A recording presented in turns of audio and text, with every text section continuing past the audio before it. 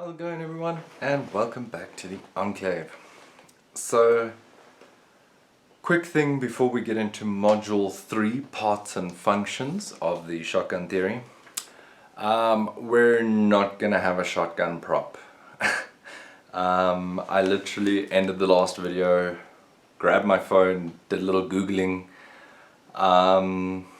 Yeah, like I can pretty much buy a real shotgun for the price of any toy I can find that is properly going to show you something.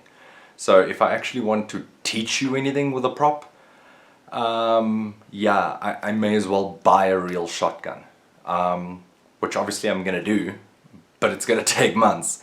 So anyway, we will maybe look at getting a bolt action.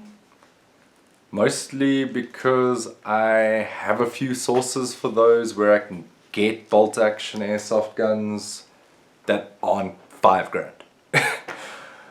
So yeah, anyway, moving on, module 3, parts and functions.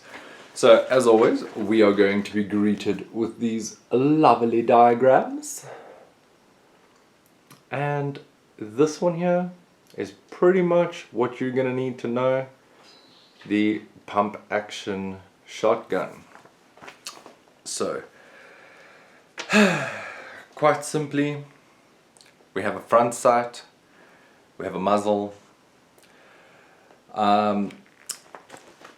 This little goodie here, over here.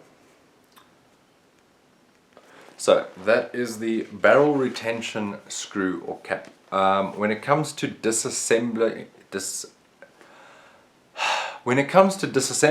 of the shotgun, you will basically need to use that screw to disassemble it. We then have the forend, which is the actual moving part. The magazine tube is underneath that. So, like, I do feel a bit silly not showing you. So underneath that we have the magazine tube. We have the forend release, which, like I said, was over here basically on the one that I used. We then have the trigger guard, receiver and stock. So yeah, just know that image. Like I say, I do feel a little silly not being able to show it like I did with the handgun and actually physically show you, but unfortunately, like, I'll be honest, if I could get one at a reasonable price right now, I would have gotten in the car right now, gone and bought it and come back before I made this video. That's just the 100% truth of it. Unfortunately, I couldn't find anything online that even remotely resembled something that was worth looking at. So, anyways, moving on, explanation of main parts. So quite simply, we have the receiver. The receiver is the body of the firearm to which all the other parts are attached. It has the similarity of the chassis of a motor vehicle. So just like with our handgun or our rifle, we have a frame or receiver. Slide. Anyway, so like I said, same thing with the rifle. So we have receiver, lower receiver, upper receiver. So everything else that happens on the firearm, triggers, safeties, stocks, attachments, all get mounted to the chassis. So, except for the ones that get mounted to the barrels, in cases of bipods and things. Disclaimer. Anyways, the barrel. The barrel is a metal tube which the projectile will travel, or down which the projectile will travel. The barrel of the shotgun has no rifling in it. True story. So yeah, shotgun barrels are literally pipes. They have been called pipe guns in, I believe it was World War II. A lot of shotguns were referred to as pipe guns because, yeah, it is pretty much a pipe. Okay, the forend. So, like I said, the chick, the money maker, the noise maker, the panic maker. The thing that most likely is going to get people the hell off your property is just a shh. And I can tell you, it's a lot louder than the movies make it seem. Like, you cannot cock a shotgun while speaking to someone next to you. It is loud. In fact, the fore-end release also doubles as a quieter mode. So you'll basically depress the fore-end release, and then cycling that action is a lot quieter. Whereas without that depressed, it is literally but with it in, it's more of a click, click, click, click. Like you can hear the actual action functioning, which obviously makes a noise, but it's minimal in comparison to actually racking that fore-end, like giving it a good and proper shake, you know? So yeah, the fore-end is the pump action on a shotgun. When you pull the fore-end back, it will eject your spent case from the chamber. At the same time, it will release a new cartridge from the magazine tube. With the forward push of the fore-end, the round is lifted by the feeding plate and pushed into the chamber. The shotgun requires you to pump for each shot.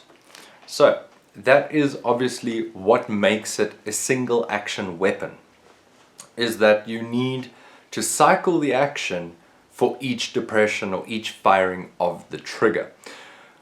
Point, you may not own a semi-auto shotgun for self-defense. You can for sports, competitions, hunting, etc., but not for self-defense. Self-defense shotguns are pump action only. So that is that. Something I do want to just point out.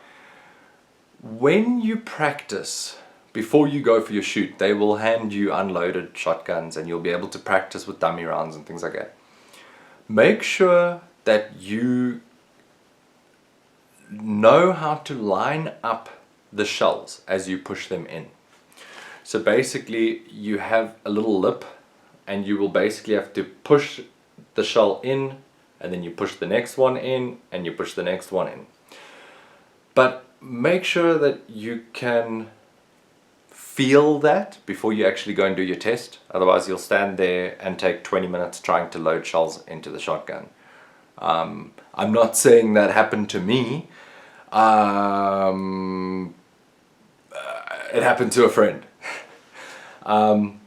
But yeah, so you basically, there's like a lip around the magazine tube, and then the shell actually sits sort of inside that. So if you go to push the shell up and the edge of that shell hits any of the edge of that lip, you're going to stand there trying to push a shell in that is not going to go in.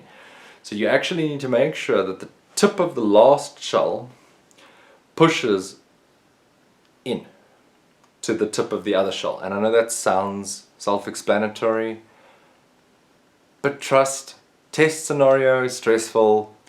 Just make sure you give that a bit of practice. I overlooked it. I thought, oh, reloading, whoop-de-doo. But I then did feel like a bit of an idiot when I stood there and I could not get the shell in for love nor money. And eventually had to say to the instructor, yo boss, not sure what's happening here. You've just watched me load 20 shells. This one is not going in. And he said, no, just rattle it around and miss the lip. I think you're catching the lip. And I did. I just gave it a bit of a wiggle and a push and it was fine. But just something to practice when you do get that sort of dry fire practice opportunity. Try practicing your reloads as well. Anyway, that is pretty much that. We are done with module 3. And yeah, I am very sorry I didn't have a prop. Like I said, I do feel like a proper tool, but I did try. And I did hope that even if it weren't today, I could potentially delay the videos a bit and get one by the next video. But genuinely, like, the best looking thing is a training shotgun at like 2,500 rand. A regular pump shotgun is 4 grand. So it's literally like I can't justify spending that on a training tool just yet. When it comes time to instruct people, yeah, then I probably will be having to drop that money on training pistols, shotguns, rifles, all those sort of things. But for right now, I just simply can't afford it, guys. I'm sorry. But yeah, so that is that. Quick and simple. As always, I hope you enjoyed. Please like, comment, share, subscribe. If you have any questions or anything to add, please feel free to do so in the comments down below. Yeah, if you got more time, maybe click through to another video. And as always, peace.